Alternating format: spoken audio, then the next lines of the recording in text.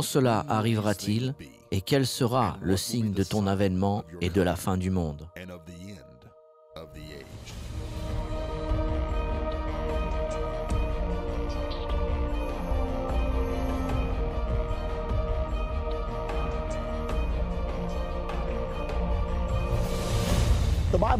La Bible prophétise qu'une religion mondiale arrivera. Les Écritures nous disent qu'à la fin des temps, il y aura un gouvernement mondial, une religion mondiale, ainsi qu'un système économique mondial. Aujourd'hui, nous allons parler de cette religion mondiale. Dans son livre Perestroïka, Mikhail Gorbatchev a dit qu'il y a 3 racines qui sont la cause des guerres, les conflits politiques, les conflits religieux et les conflits économiques.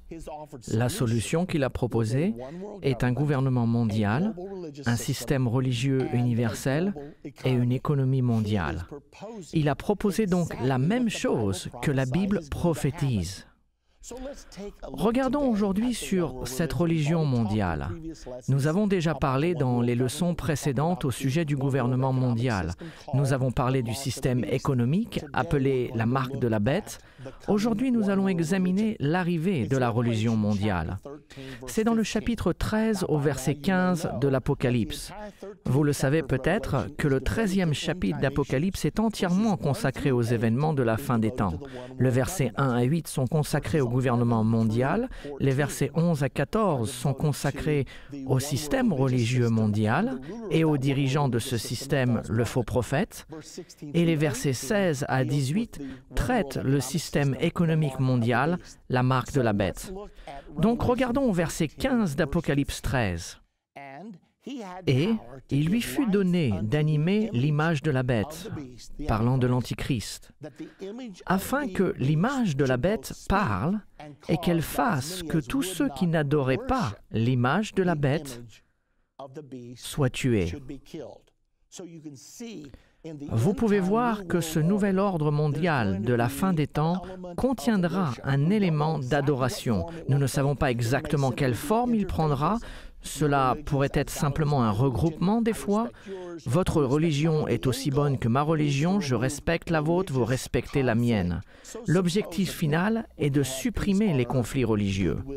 Ainsi, nous sommes supposés pouvoir avoir la paix sur terre et la bienveillance envers les hommes.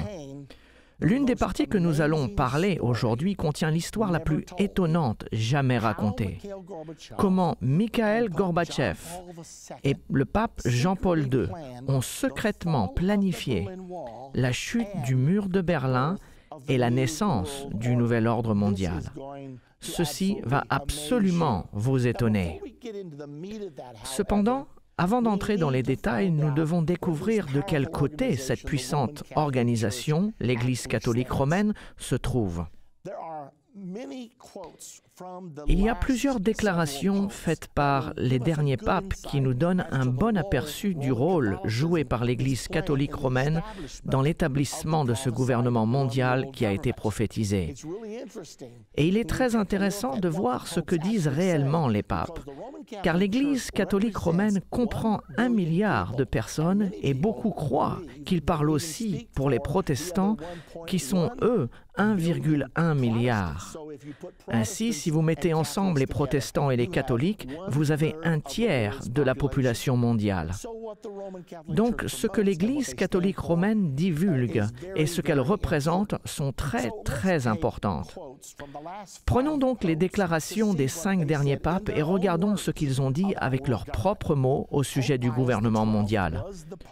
Le pape Pie XII était le pape de l'Église pendant la Deuxième Guerre mondiale, ainsi que pendant la création des Nations Unies.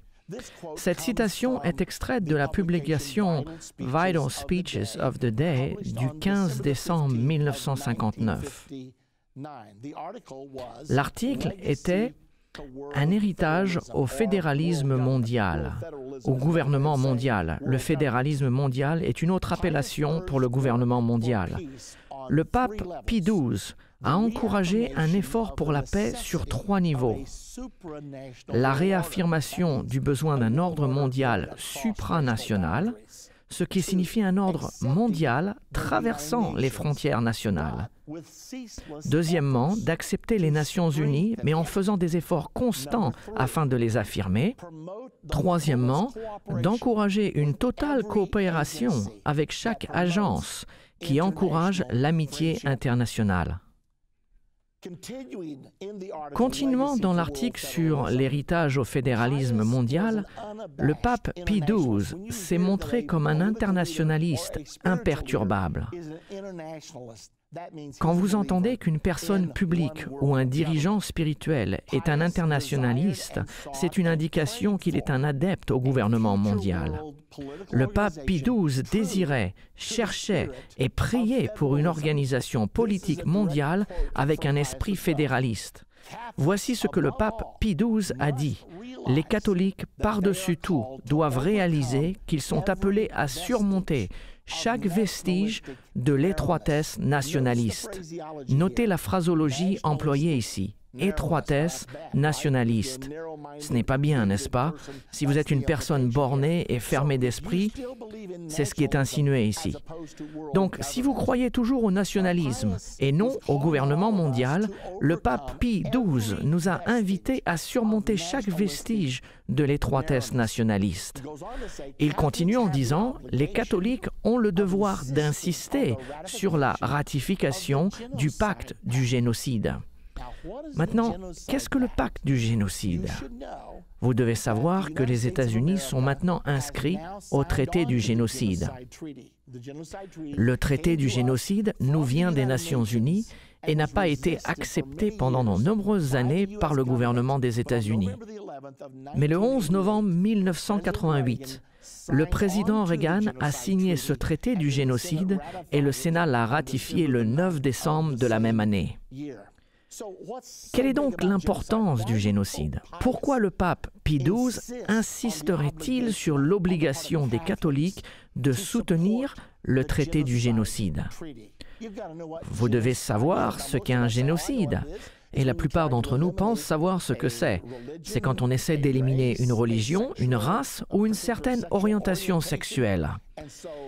Et comme on ne devrait pas s'engager à tuer des gens, je serais donc pour un traité comme celui-ci. Mais attendez une minute. Si vous consultez l'Encyclopédie Britannica et regardez le mot génocide, elle donne une définition intéressante et cette même définition se trouve actuellement dans le traité du génocide. Il est dit « Qui cause du mal physiquement ou du mal mentalement à une minorité ». Est-ce que vous dites que ce serait un crime de faire du mal mentalement à une minorité? Comment fait-on du mal mentalement? Peut-être en parlant contre quelqu'un? Peut-être en écrivant contre quelqu'un? Permettez-moi de vous citer un exemple. Nous faisons tous face en ce moment à l'homosexualité. Et récemment, le gouvernement des États-Unis a voté en 2009 le projet de loi du crime de haine. Ceci met les homosexuels comme un groupe protégé. Donc, si vous parlez contre l'homosexualité, vous pouvez être accusé de génocide pour avoir fait du mal mentalement. Maintenant, au cas où vous pensez que j'exagère, allez au Canada juste au nord de notre frontière et vous verrez que vous pouvez être mis en prison pour 5 ans si vous parlez contre l'homosexualité. Il y a 1 an ou 2 de cela, un pasteur en Europe fut arrêté et mis en prison car il avait prêché de son pupitre sur ce que la Bible dit au sujet de l'homosexualité.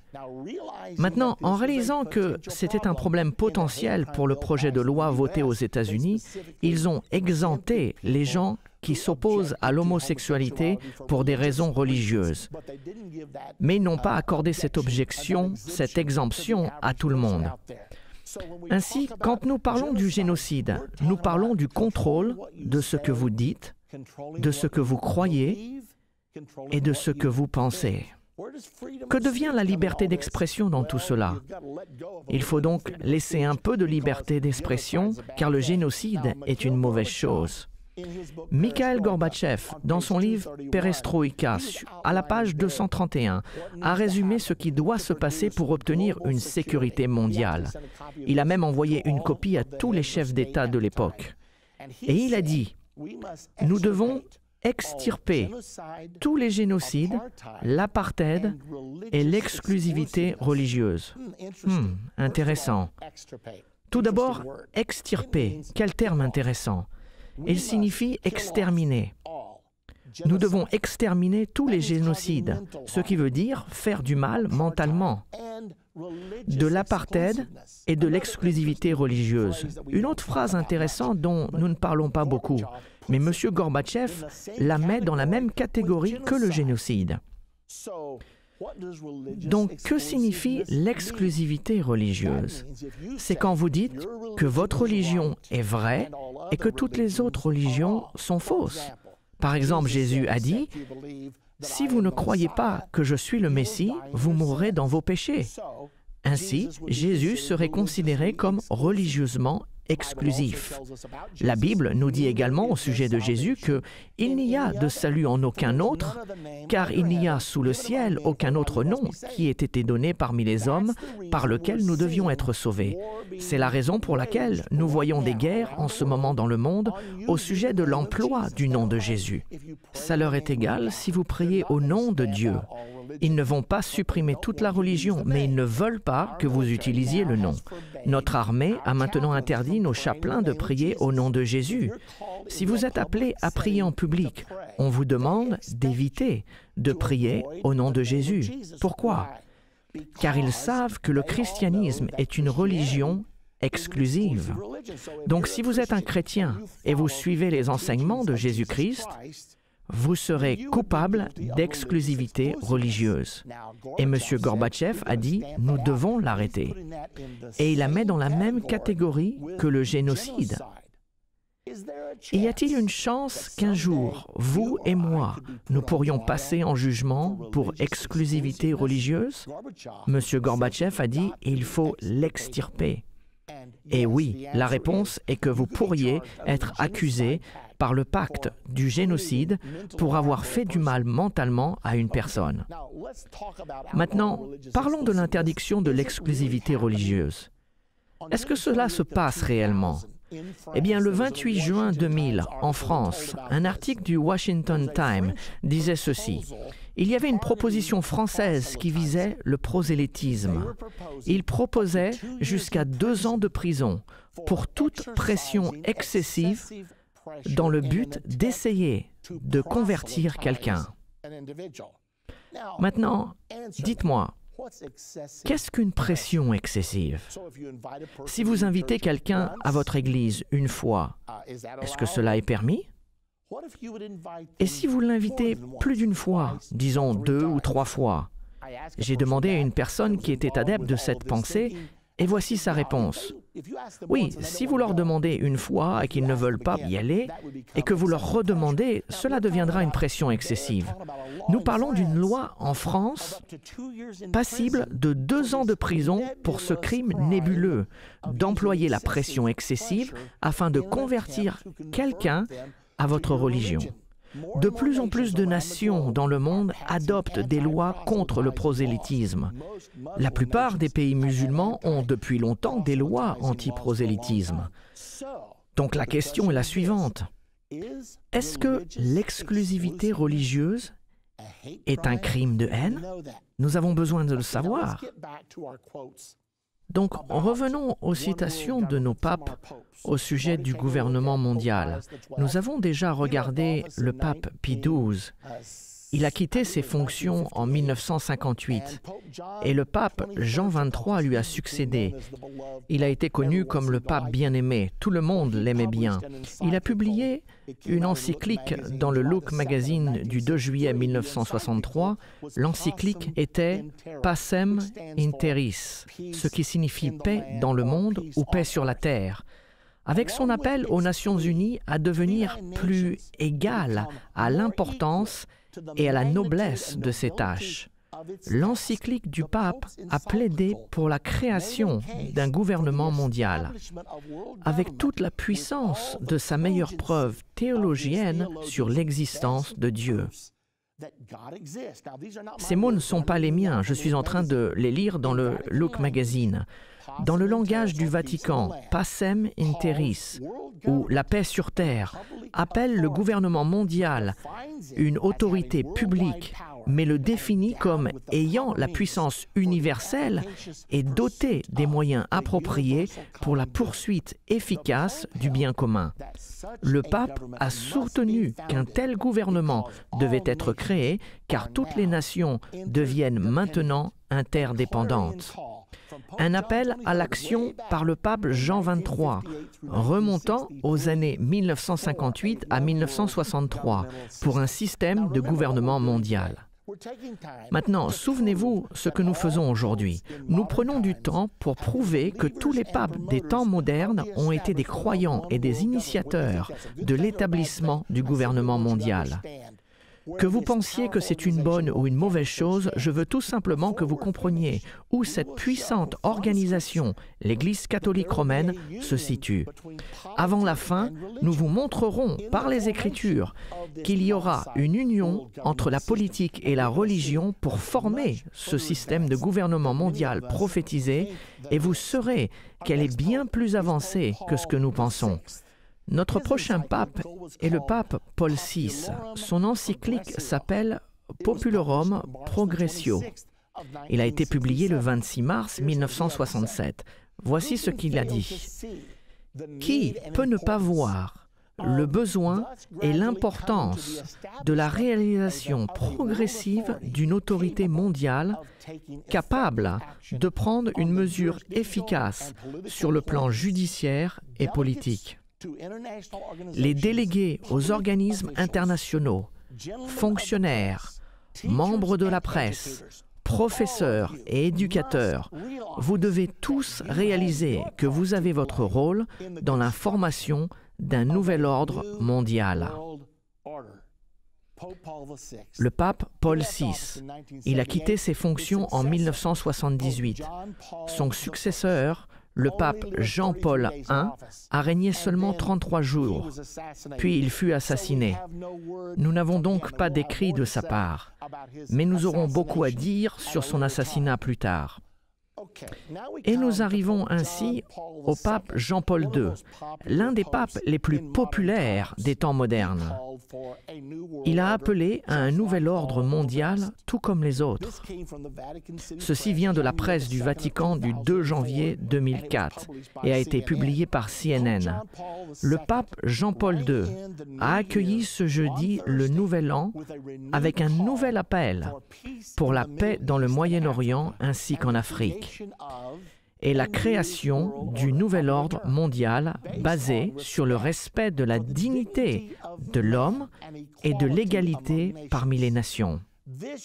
Cette année, Jean-Paul a dirigé ses pensées vers les conflits en cours dans le monde, mais il a insisté sur le fait que pour ramener la paix, il faut un nouveau respect pour les lois internationales et la création d'un nouvel ordre international basé sur les objectifs des Nations Unies. Remarquez qu'on revient toujours vers les Nations Unies, car les papes ont toujours été d'énormes défenseurs des Nations Unies bien avant même leur existence. Le pape Jean-Paul II est décédé il y a quelques années de cela, et le pape actuel, Benoît XVI, a pris ses fonctions. Et il a lui aussi publié une encyclique en 2009. Une encyclique étant un écrit présentant au monde les sujets qui sont importants au pape. Cette encyclique s'appelait Caritas in Veritate, signifiant la charité dans la vérité. Il dit « Face à la croissance persistante de l'interdépendance mondiale, on ressent un énorme besoin, même au milieu d'une récession mondiale, d'une réforme de l'Organisation des Nations Unies. Et ce pape, le pape Benoît XVI, aime les Nations Unies, mais il veut les réformer. Et il continue, de même pour les institutions économiques et la finance internationale, pour que ce concept d'une famille de nations puisse acquérir de vraies dents. Le concept de la communauté mondiale ou de la communauté internationale ou la famille des nations, pour que ce concept puisse développer de vraies dents. Remarquez le terme « de vraies dents ». À quoi servent les dents? Les dents servent à mordre, les dents servent à faire exécuter. Et le pape Benoît XVI dit que nous devons réformer les Nations Unies et leur donner de vraies dents afin de faire exécuter leur volonté sur la terre.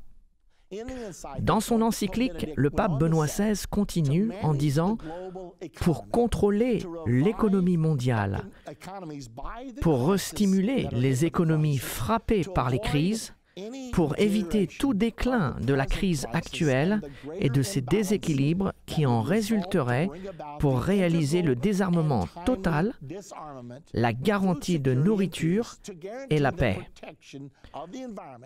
Pour assurer la protection de l'environnement et réglementer la migration de tout ceci, il est urgent d'avoir une véritable autorité politique mondiale. » Voici beaucoup d'informations ici. Donc, gérer l'économie mondiale, c'est le numéro 1. Et il pense qu'il faut un gouvernement mondial pour cela. Et il continue et dit que le désarmement est l'un des plus importants messages des Nations Unies.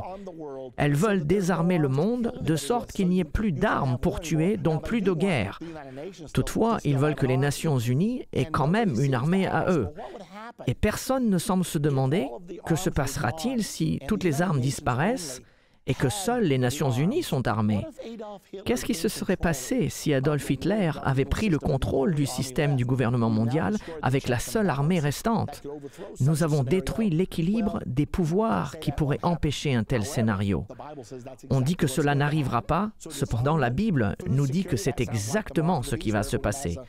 Donc le désarmement, la sécurité de nourriture, on dirait que c'est la marque de la bête où tout le monde devra avoir un numéro sans laquelle il sera impossible d'acheter ou de vendre.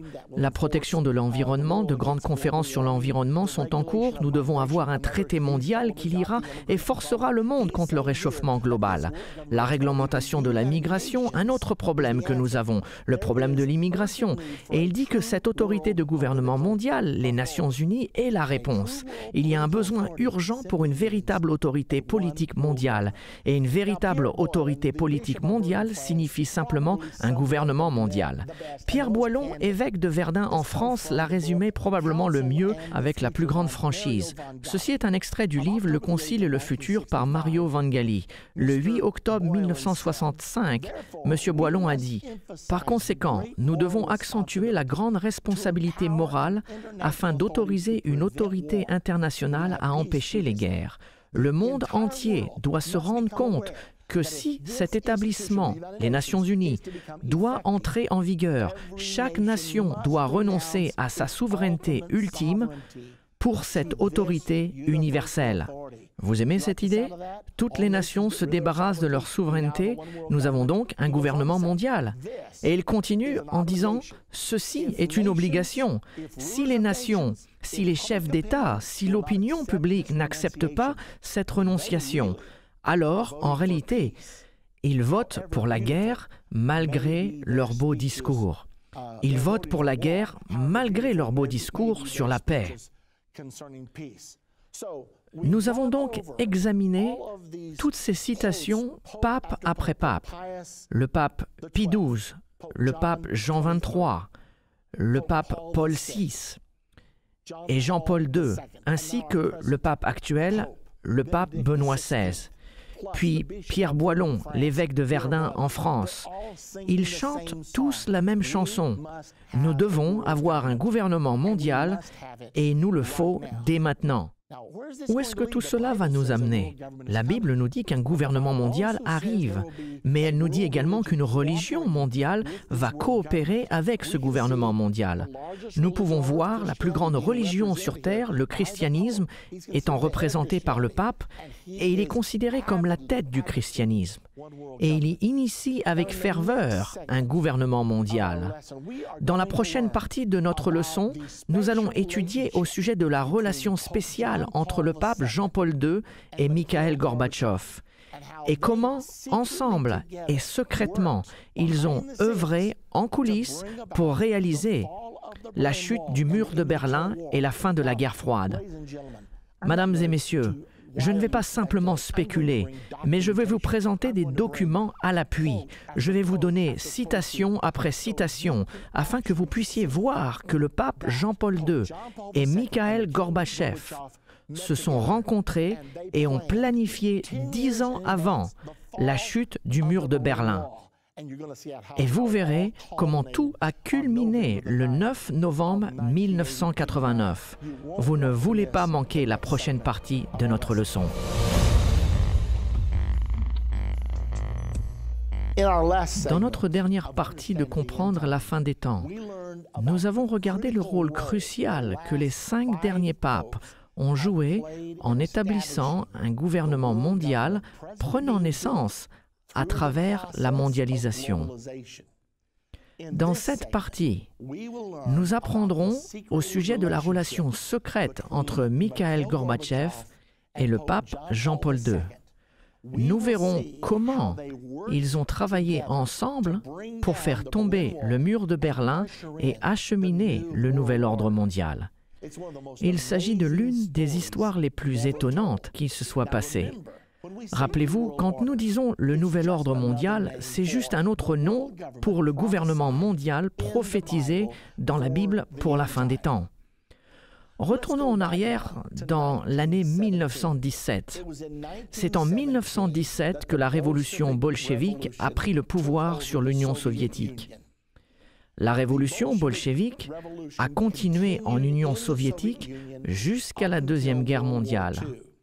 Et en 1942, le communisme ne dominait qu'un seul pays, l'Union soviétique, ce qui représentait environ 6% de la population du monde. Cependant, en 1962, le communisme dominait sur 50% de la population. Maintenant, pensez à ceci. 6% en 1942, 50% en 1962. C'était une révolution étonnante qui balayait notre monde. Comment cela s'est-il passé? Ce qui s'est passé, c'est qu'à la fin de la Deuxième Guerre mondiale, à Yalta, on a donné à l'Union soviétique le contrôle de toute l'Europe de l'Est. Ils ont pris le contrôle de la Pologne, de la Tchécoslovaquie, de la Yougoslavie, de la Roumanie, de la Lituanie, de la Lettonie, de l'Estonie et bien sûr l'Allemagne de l'Est. Et en plus de cela, en 1949, le communisme a traversé la Chine, prenant le contrôle de la nation la plus peuplée du monde. Donc, de 1942 avec 6% à 1962, la moitié du monde était maintenant sous le talon de fer du communisme. Il semblait que le communisme prenait le pouvoir sur le monde entier. Henry Kissinger a même déclaré que les jours du capitalisme étaient peut-être finis. Le pape Jean XXIII, voyant cette grande vague rouge qui avançait sur le monde, a eu une décision à prendre. Est-ce que l'Église combattrait contre l'avancée du communisme ou était-il trop puissant? Devons-nous faire alliance avec le communisme? L'Église était plus favorable vers une économie de type socialiste qu'une économie d'entrepreneurs. Il l'appelait la justice sociale et il pensait qu'il était temps pour une redistribution de biens légitimes. Par conséquent, en 1961, le pape Jean XXIII a appointé M. Agostino Casaroli afin de créer des liens avec le monde communiste. Eh bien maintenant, avançons jusqu'en 1978. Alors que je voyageais dans la ville de Chicago, j'ai allumé ma radio et il y avait un débat en cours et ils interviewaient un homme du nom de Malachi Martin. Il venait juste d'écrire un livre intitulé « Le dernier conclave ». Cela a attiré mon attention. Je savais que le conclave était l'élection d'un pape. Et je savais que le dernier conclave signifiait la dernière élection d'un pape. Que disait cet homme et qui était-il? J'ai continué à l'écouter et je me suis aperçu que Malachi Martin était un prêtre jésuite et il était un prêtre catholique jusqu'au jour de sa mort. Il était donc un connaisseur. Il avait enseigné à l'Université du Vatican à Rome pendant 6 ans et en plus, il était un ami intime du pape Jean XXIII. J'étais donc intéressé par ce que cet homme avait à dire. Alors qu'il continuait son histoire, il disait qu'il y avait un grand débat au sein de l'Église catholique romaine. Il pensait que le prochain pape devait être communiste. Cependant, Martin croyait que si le prochain pape était communiste, et si le communisme prenait possession de l'Église, alors il prendrait contrôle sur le monde entier pour finalement détruire l'Église. J'étais si intéressé par ce qu'il disait, car les prophéties de la Bible disent que c'est ce qui va se passer dans l'avenir. La Bible parle d'un gouvernement mondial qui contrôlera le monde en alliance avec la religion. Et après qu'ils avaient utilisé leur alliance avec la religion pour obtenir le contrôle, cette puissance politique se retournera et détruira les éléments religieux. Je savais donc ce que Malachi Martin disait à la radio était dans la Bible. Évidemment, j'étais très intéressé par ce qu'il disait. En fait, je suis allé le même jour pour acheter ce livre appelé « Le dernier conclave ». Martin a continué à dire dans son interview que le pape Paul VI était sur le point de mourir à l'époque. C'était en 1978 et on se bousculait pour la position du choix du prochain pape et pour prendre le contrôle de la puissante entité appelée l'Église catholique romaine. Et plus tard, en 1978, le pape Paul VI est effectivement mort. Le conclave s'est réuni et un nouveau pape a été élu. Le pape Jean-Paul I était le nom qu'il a pris pour régner. Et après avoir été élu, il n'a régné que 33 jours avant de mourir subitement. J'observais tout le processus en essayant de déterminer si le pape de Malachi Martin était élu pour purifier l'Église de la corruption et remettre l'Église dans sa mission spirituelle, ou si le pape élu allait être pro-communiste. Je ne pouvais pas le savoir puisqu'il n'a régné que 33 jours. Mais tandis que j'essayais de comprendre tout cela, le pape est mort. C'était étonnant car on disait que ce pape était en bonne santé, il n'était âgé que de 65 ans et n'avait jamais eu de problème cardiaque dans sa vie, et néanmoins, ils ont dit qu'il était mort d'une crise cardiaque pendant la nuit. Je ne savais pas quoi penser. Alors que j'étudiais, en lisant des articles pour essayer de comprendre, j'ai remarqué un livre intitulé « Au nom de Dieu » par David Yallop. Et tout de suite après, un autre livre est sorti intitulé « Pontife » de Gordon Thomas et de Max Morgan Wheat. Puis un autre livre par Malachi Martin est sorti.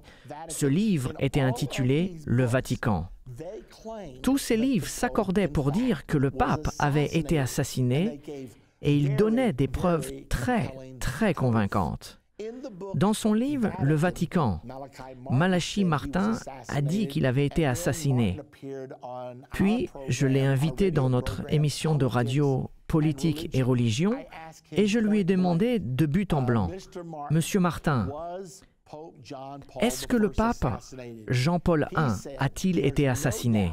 Et il m'a répondu, il n'y a aucun doute pour nous qui travaillons à l'intérieur de l'Église catholique romaine que le pape a bien été assassiné. Apparemment, le pape Jean-Paul I était le pape que Martin préférait et il pensait qu'il aurait pu ôter la corruption de l'Église.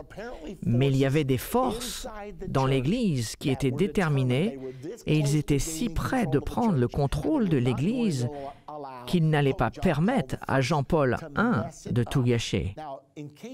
Et si vous avez quelques doutes, laissez-moi vous dire ce qui s'est passé le jour où Jean-Paul I est mort.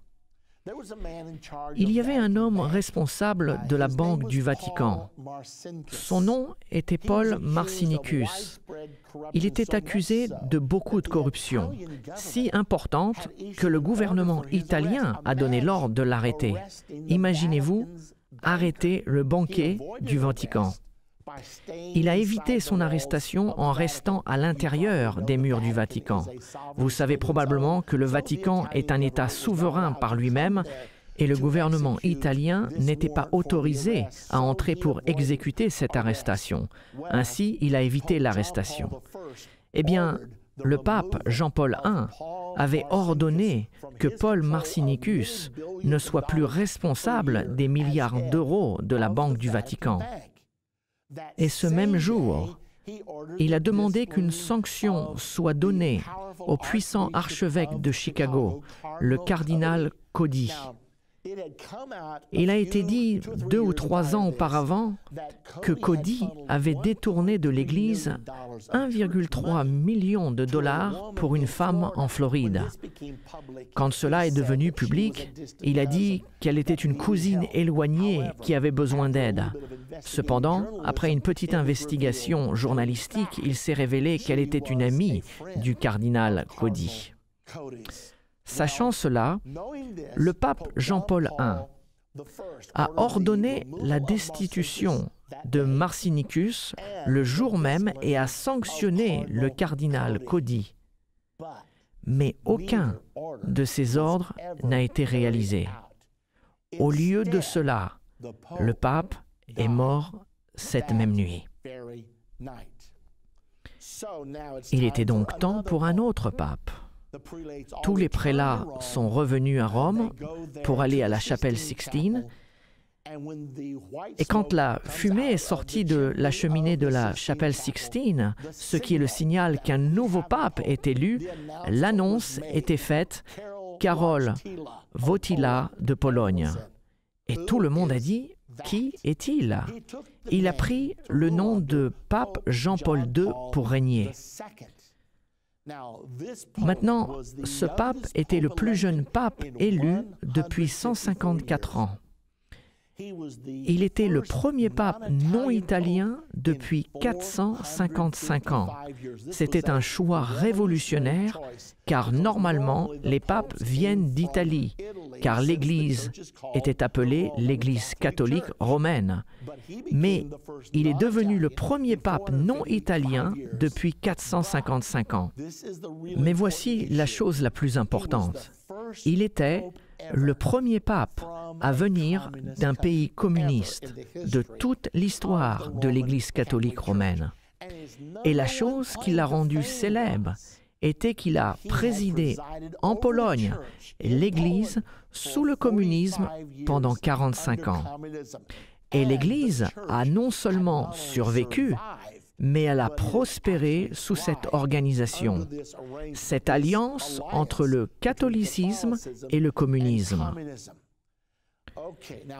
Et pendant que les votes étaient comptés dans le conclave pour déterminer qui serait le nouveau pape, savez-vous ce que M. Wojtyła lisait pour passer le temps? La revue communiste internationale, la publication officielle du communisme international. Étonnant, n'est-ce pas?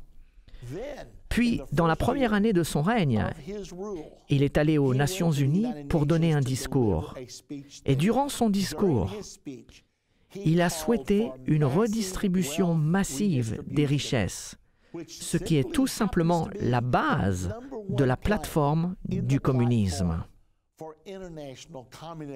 Il s'est avéré que le communisme a eu au moins un pape qui pouvait travailler avec eux, si ce n'est un pape communiste.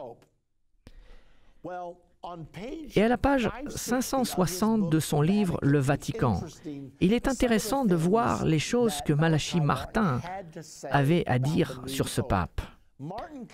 Martin a déclaré que ce nouveau pape a dit à ses proches collaborateurs « Je planifie de faire de la Pologne un modèle. Nous leur montrerons aux soviétiques comment faire fonctionner le socialisme. Le socialisme ne fonctionnait pas bien pour la Russie soviétique, car les gens étaient payés, qu'ils travaillent ou non. Il n'y avait aucune motivation à travailler. Alors l'économie du bloc soviétique s'effondrait de plus en plus. Ce pape a donc dit, nous pouvons leur montrer comment cela doit marcher. Tout cela était dit en 1979. Le pape a dit, je ne prévois pas de dire aux soviétiques comment nous allons les enterrer, mais plutôt leur montrer comment résoudre le problème dont ils savent eux-mêmes que cela va les enterrer. Je vais leur donner un modèle où la religion, la moralité et la vie culturelle sont totalement détachées et indépendantes du contrôle politique. Et une personne de l'entourage du pape a demandé « Ce modèle serait-il la Pologne ?» Le pape a hoché la tête. Mais plus qu'un modèle pour les soviétiques, nous aurons aussi produit un modèle pour toute l'Europe. Maintenant, pensez à cela. Souvenez-vous que le pape Jean XXIII avait établi M. Agostino Casaroli comme agent vers les communistes dans les années 1961. Qu'a fait le pape Jean-Paul II pour M. Agostino Casaroli? Il l'a nommé en 1979 pour être le secrétaire d'État du Vatican. Il a mis cet homme dont la spécialité était d'établir les alliances entre le communisme et le catholicisme, et il le met maintenant à la tête des affaires étrangères de l'Église catholique romaine. Choix intéressant. C'était en 1979. En 1980, une union de travailleurs était formée en Pologne appelée Solidarité. Elle était conduite par M. Lech Walesa. Il était un dirigeant syndical et également un catholique romain très fervent. Quand ce syndicat s'est formé, des choses intéressantes se sont passées. Tout d'abord, les communistes l'ont craint. Que fait ce pape? Ils savaient que le pape était derrière tout cela. Les communistes ont donc banni ce mouvement syndical en Pologne et ont mis Lech Walesa en résidence surveillée pendant 2 ans. Cependant, c'était au même moment qu'un nouveau jeune fougueux dirigeant s'élevait à l'intérieur de l'Union soviétique et son nom était Mikhaïl Gorbatchev. Et au début des années 1980, il gagnait de l'autorité, prenant de plus en plus d'influence. Et finalement, en 1985, il était élu en tant que président du Politburo soviétique et est devenu le dirigeant de l'Union soviétique. Entre 1985 et 1989, les choses changeaient en Union soviétique et dans le monde. Mikhaïl Gorbatchev parlait sans cesse au sujet de liberté, de la liberté religieuse, et personne ne savait s'il fallait le croire ou pas. Il était un dirigeant soviétique d'un style différent qu'auparavant.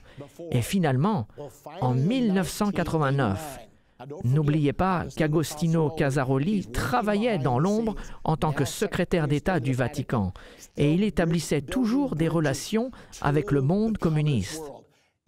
En 1989, le parti syndical Solidarité en Pologne était légalisé et autorisé à se présenter aux élections. Le syndicat Solidarité a remporté l'élection en Pologne avec une très grande majorité. Avant cela, il y a eu des efforts de réforme dans d'autres pays communistes sous l'influence soviétique, mais les chars soviétiques étaient venus en force pour l'estomper. Je parle de la Hongrie en 1956, je parle de la Tchécoslovaquie en 1968. Les chars se sont avancés, écrasant les mouvements réformistes. Donc tout le monde retenait son souffle lorsque le mouvement Solidarité a gagné l'élection et allait gouverner la Pologne. Est-ce que les chars allaient recommencer? Eh bien, la réponse est non. Et puisque les Soviétiques n'ont pas envahi la Pologne, très rapidement, la révolution a commencé à traverser les autres pays soviétiques. Et un pays après l'autre abandonnait le régime marxiste et adoptait un gouvernement plus libéral. On l'a appelé la révolution de velours. Plusieurs mois au cours de l'année 1989 étaient étonnants à observer. Et finalement, lorsque cette révolution de velours a traversé l'Europe de l'Est, Mikhaïl Gorbatchev est allé au centre du problème, au rideau de fer, au mur de Berlin. Il est allé en Allemagne de l'Est et a rencontré le chancelier Erich Honecker. Son message à Honecker était de se joindre à cette révolution ou bien d'être mis de côté. Je n'oublierai jamais quand j'ai lu ces déclarations et que j'ai pensé que Gorbatchev était favorable à ces choses. J'ai été stupéfié alors que j'observais cela. Eh bien, le point culminant de la révolution de velours était dans l'effondrement du mur de Berlin le 9 novembre 1989. Je me souviens me dire « Qu'est-ce que Gorbatchev pense de tout cela ?» Peu après, j'ai vu une vidéo de lui applaudissant alors que le mur est en train de tomber. Il était donc complice dans ce plan. Ceci est intéressant. Seulement 20 jours après que le mur soit tombé, Mikhaïl Gorbatchev, le président George Bush père et le pape Jean-Paul II se sont rencontrés pour un sommet. Ils sont sortis de cette réunion et ont annoncé la naissance du nouvel ordre mondial. Le magazine USA Today du 30 novembre 1989, juste 21 jours après la chute du mur de Berlin, avait une photo du pape Jean-Paul II rencontrant Mikhaïl Gorbatchev en première page. C'était la première fois qu'un dirigeant communiste se réunissait au Vatican avec le pape. Il est intéressant de voir ce que le magazine USA Today disait sur leur première page. Le pape a été un conseiller au mouvement Solidarité depuis sa conception en 1980. Le prêtre de Lech Walesa, Henri Jakowski, n'était jamais très loin du dirigeant du mouvement Solidarité. Maintenant, les Soviétiques savaient cela.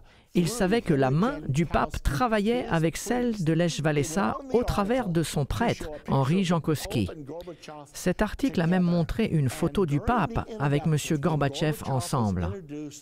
Et pendant les présentations, lorsque M. Gorbatchev a été présenté au pape, devinez à qui a été donné l'honneur de faire les présentations. Vous avez probablement déjà deviné, M.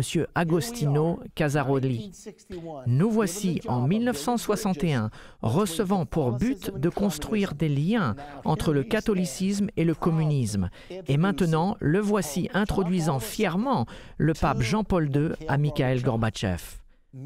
Mission accomplie. La chute du mur de Berlin était en fait la naissance du nouvel ordre mondial. Time Magazine, le 11 décembre 1989, déclarait ceci. Quand le vicaire de l'Empire maléfique a rencontré le vicaire de Christ au Vatican la semaine dernière, ce qu'il a dit au sujet de la religion aurait été une idéologie hérétique à Lénine et à tous les dirigeants soviétiques qui l'ont suivi.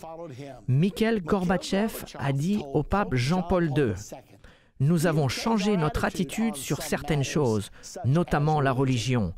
Désormais, nous ne procédons pas seulement à partir de l'hypothèse que personne ne devrait interférer dans la conscience de l'individu, mais nous disons également que les valeurs morales que la religion apporte et incarne depuis des siècles que ces valeurs peuvent aussi aider dans le renouvellement de notre pays.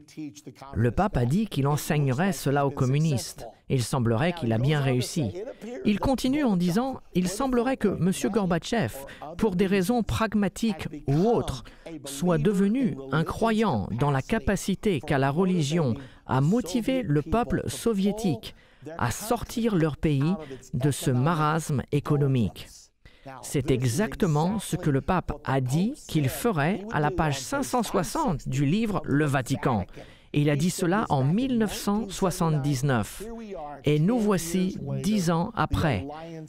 L'alliance entre le catholicisme et le communisme s'est achevée par la naissance du nouvel ordre mondial. Dans la prochaine partie de Comprendre la fin des temps, nous allons apprendre que la Bible prophétise cette alliance dont je viens de vous parler et que vous ignorez peut-être.